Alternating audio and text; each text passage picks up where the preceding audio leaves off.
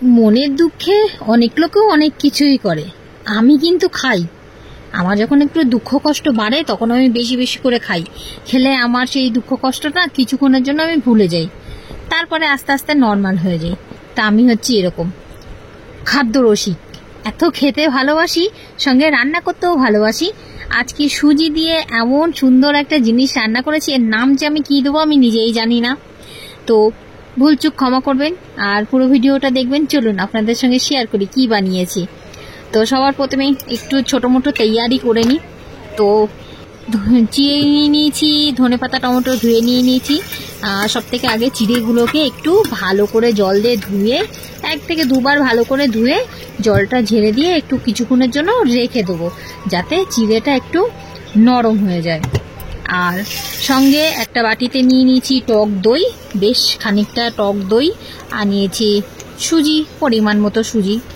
আমি মাপ ঝোপ অত বলতে পারবো না, মেপে করি না, আমি আমার আন্দাজ মতো করেই নিয়ে রান্না করে ফেলি ফটাফট করে। তো এর মধ্যে সামান্য একটু নুন দিয়ে সুজি আর দইটাকে ভালো করে ফাটিয়ে রেস্ট রেখে দিয়েছি কিছুক্ষণ। তারপর এখানে নিয়ে নিয়েছি ধনেপাতা, কাঁচা লঙ্কা আর টমেটো। ধনেপাতা, টমেটো, কাঁচা লঙ্কা সবগুলোকেই ভালো করে কুচি কুচি করে রেখে দেবো। তারপরে যে সুজিটা আর চিড়েটা ভিজিয়ে রেখেছিলাম, তো সুজিটার মধ্যে, দই আর সুজির মধ্যে আর কি ভিজানো চিড়েটা দিয়ে আবার একটু পরিমাণ মতো নুন দিয়ে ধনেপাতা দিয়ে ভালো করে একসঙ্গে মাখিয়ে নেব। মাখিয়ে একটা সুন্দর মিক্সচার তৈরি করে নেব, মানে একদম নরম নয়, একটু মিডিয়াম টাইপ, শক্ত শক্ত, খুব শক্তও নয়, সেরকম করে বানিয়ে নিয়েছি এই যে ডো। আর ওদিকে একটা গামলার মধ্যে হচ্ছে একটু জল গরম হতে রেখে দিলাম।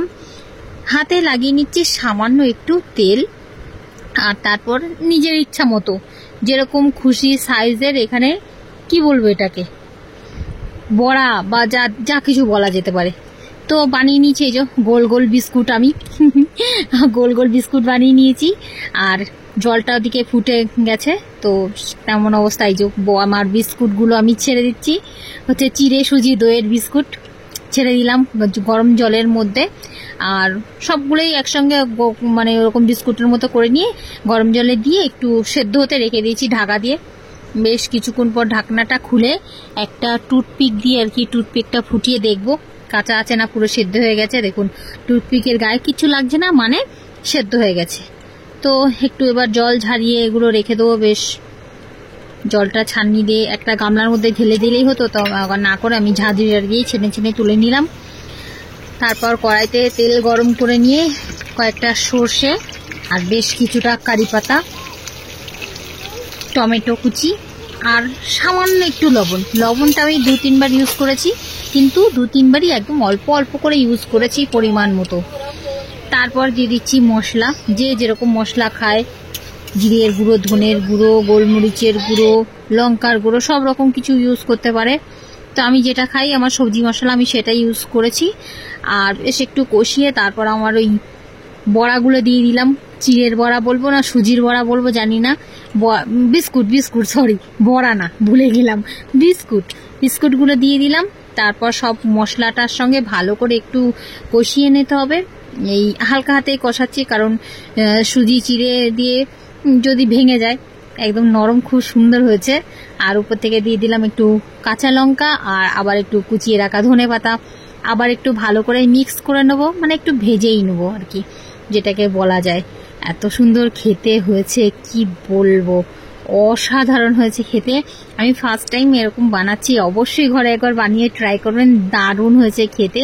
মানে মুখে দিলেই মনে হচ্ছে যে কি যে দিলাম মুখের মধ্যে, একটা ওই জেলি টাইপের কিছু না, জেলিও না, কি বলবো, মানে বেশ নরম নরম। আর এই চাটনিটা আমি বানিয়েছি ঘরে নিজের হাতে, কাঁচা আম দিয়ে, এত সুন্দর লাগছে। এর সঙ্গে মনে হচ্ছে এই চাটনিটা এই জিনিসটার জন্যই বেনেছে। এর নাম যে আমি কি দেবো আমি জানি না, তবে চিড়ে সুজির বড়া বিস্কুট, বারবার বড়াই বড়া বড়া, মানে বাঙালিদের বড়াটা কি, বড়া পিছন ছাড়বে না, ওই বিস্কুট, বড়া বিস্কুট একই।